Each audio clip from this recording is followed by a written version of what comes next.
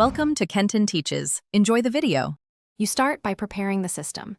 Make sure your Windows 11 build is updated and audio drivers are current, because driver conflicts break EQ changes.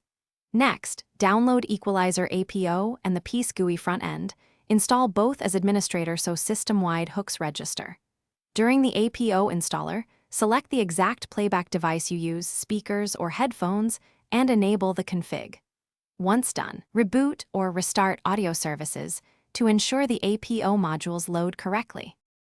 Once Piece GUI is running, pick a starting preset like flat or headphone compensation, then create a custom profile for your output.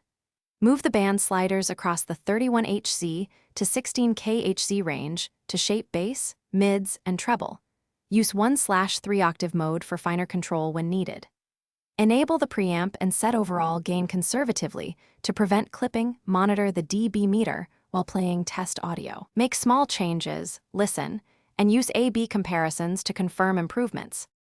To finish, save your profile and set piece to auto-load with Windows or on Device Connect so your EQ applies consistently.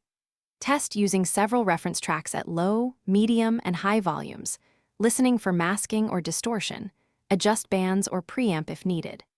If audio stops working, verify Equalizer APO is installed on the correct playback device. Ensure no conflicting audio enhancements are active in Windows sound settings, and then reboot the system. That single check resolves most issues. Thanks for watching. Please subscribe if this video was helpful.